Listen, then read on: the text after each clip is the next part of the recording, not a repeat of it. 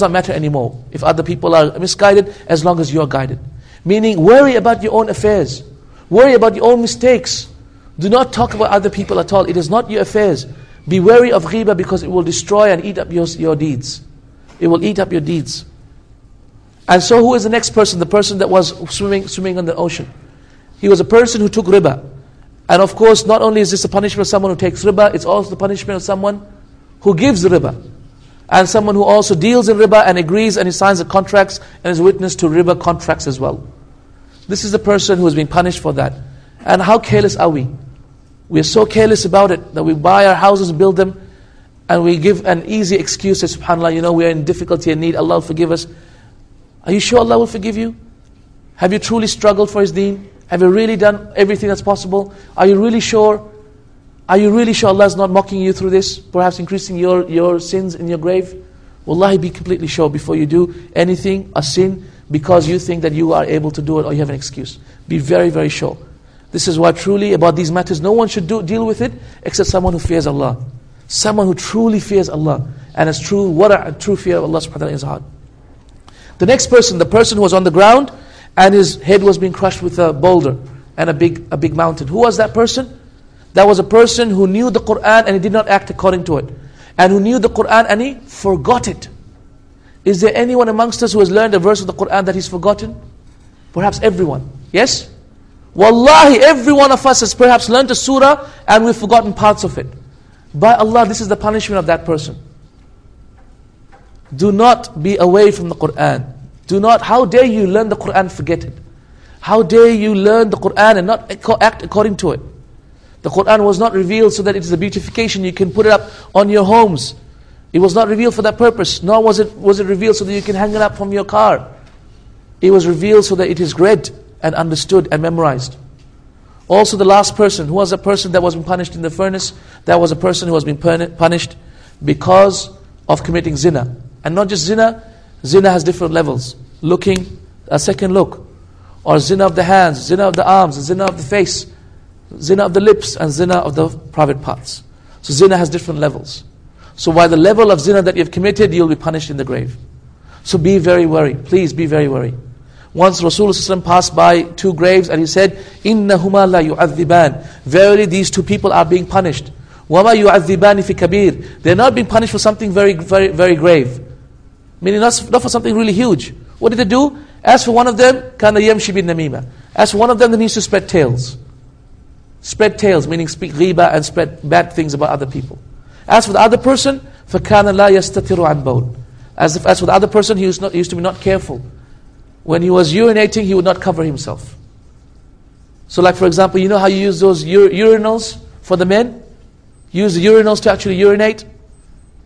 That is a punishment for someone who does not cover himself when he's passing away, when he's passing his excretions. You cannot use urinals. You must use proper bathrooms. Cover yourself. This is haya, have shame. And this is the punishment of someone who did something so simple, right? So simple as this passing urine, no one cares even these days. But yet this is the punishment of Allah subhanahu wa ta'ala. My brothers and sisters in Islam, how do we have safety from the qabr and the punishment of the qabr? The first thing that we can do is make intense amounts of dua. Rasulullah ﷺ never used to say a prayer except that he would always say, Allahumma jannibna min adhab al-qabr. Oh Allah, give us safety from the punishment of the grave.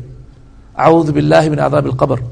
Seek refuge in Allah from the punishment of the grave. Once you do that, Allah subhanahu wa ta'ala will surely answer your dua, inshallah. He's merciful. So keep on asking Allah for punishment, for safety from the punishment of the grave.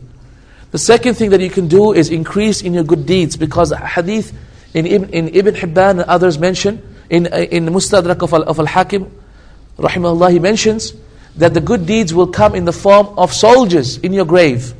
And they will defend you from the angels of punishment in your grave. They will defend you from the angels of punishment in your grave. And they are good deeds. There is your fasting and there is your Qur'an. They will defend you in your grave against the angels of punishment. The third thing that you can do is to be steadfast upon this religion, and always be steadfast. Because as we know, the people who are steadfast, they will never have any khawf alayhim after they pass away. إِنَّ الَّذِينَ قَالُوا رَبُّنَا اللَّهُ Verily those who say, Allah is our Lord, ثُمَّ اسْتَقَامُوا Thereafter they remain steadfast. تَتَنَزَّلُ عَلَيْهِمُ الْمَلَائِكَةِ The angels descend upon them. أَلَّا تَخَافُوا Do not be afraid. وَلَا تَحْزَنُوا Nor grieve. وَابِشِرُوا بِالْجَنَّةِ And take the glad tidings of Jannah. الَّتِي كُنْتُمْ تُوعَدُونَ That you have been promised. نَحْنُ أَوْلِيَاؤُكُمْ We are your helpers. في حياة الدنيا In this life. وَلَكُمْ فِيهَا مَا تَشْتَهِي أَنفُسُكُمْ And for you in the hereafter is whatever your hearts desire. وَلَكُمْ فِيهَا مَا تَدَّعُونَ Is whatever you ask for. نُزُلًا مِنْ غَفُورٍ رَحِيمٍ A beautiful dwelling from the Lord most merciful. So be steadfast upon your deen. The next point is a surah which is Surah Mulk. And this is authentic, hadith is authentic in Mustadrak of Al-Hakim upon the conditions of Bukhari and Muslim. And Al-Dhahabi said the hadith is authentic. What is the hadith? The hadith says, Surah Mulk protects you from the punishment of the grave. Which is Surah Mulk? What verse is it? What surah is it? Surah number 67.